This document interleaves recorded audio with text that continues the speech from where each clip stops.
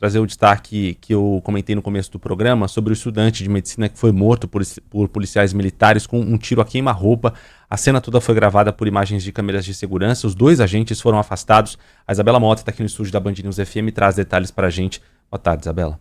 Oi, Renan, boa tarde. Esse jovem era o Marco Aurélio Acosta. O corpo dele vai ser sepultado hoje em um cemitério da Zona Sul, aqui de São Paulo, depois de ter sido liberado do Instituto Médico Legal. A Corregedoria da Polícia Militar de São Paulo investiga a atuação desses 2 agentes que estavam envolvidos na abordagem.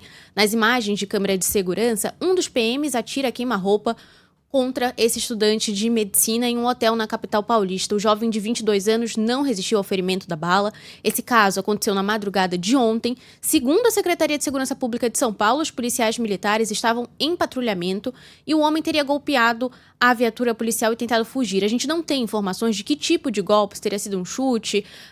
A gente viu circulando aí na internet várias versões, mas a gente não tem uma confirmação de que tipo de golpe teria atingido e qual teria sido a ação desse jovem. As imagens mostram o momento em que na escadaria desse local, sem camisa, ele corre, enquanto o PM aponta uma arma para ele, o estudante resiste e com a chegada do outro policial dessa dupla que tenta contê-lo ali com o pé, o primeiro agente dispara contra o jovem. Os PMs disseram que esse jovem estava bastante alterado e agressivo. Na versão policial, o jovem teria inclusive tentado tirar a arma desse outro agente, não o agente que faz o disparo, a outra pessoa da dupla, mas a gente consegue ver nas imagens o momento em que ele agarra o pé ali daquele agente para tentar se desvincular dessa situação. Os 2 foram afastados e a Polícia Civil também investiga o caso. Então, a gente está falando de uma apuração da Corregedoria, da Polícia Militar e da Polícia Civil também. Secretaria de Segurança Pública fala que está apurando as informações enquanto mantém afastado os 2 policiais. A gente aguarda mais informações do sepultamento de Marco Aurélio Acosta. A gente não tem informação ainda do horário exato em que essa despedida será feita para familiares e amigos. Muita coisa tem que ser investigada nessa história, claro. A família está bastante abalada, bastante chocada, fez comentários sobre o caso e chamaram a atenção. Claro, o jovem estava bastante alterado, como é possível ver nas imagens e como está indicado no próprio boletim de ocorrência, mas também estava desarmado e estava no número menor na comparação com o número de agentes. Ele estava sem camisa, mostrando que não tinha nenhum tipo de armamento.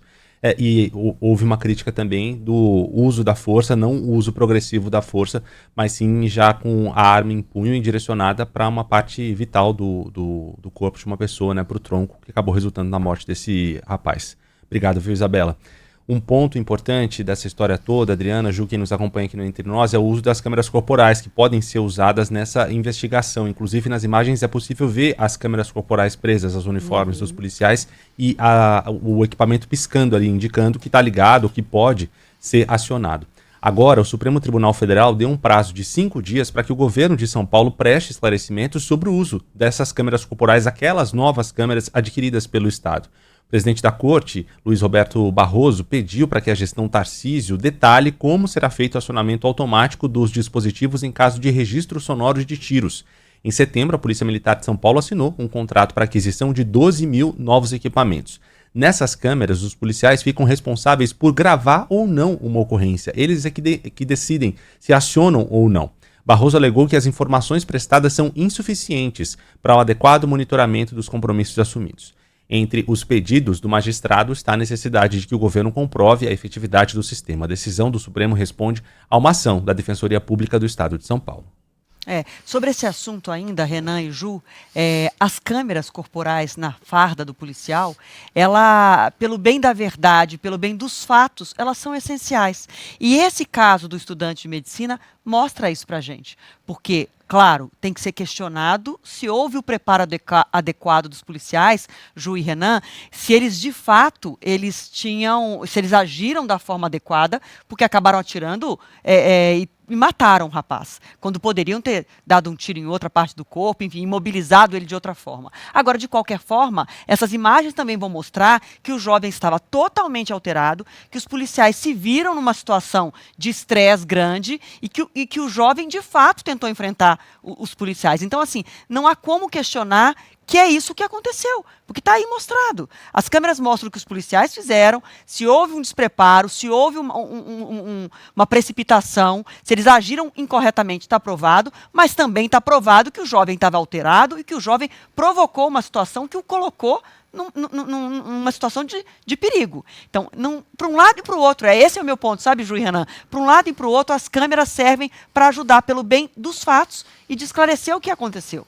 Então, a gente tem que sempre tocar nesse assunto e pedir que elas sejam, que o uso das câmeras seja respeitado, porque esclarece o que de fato aconteceu.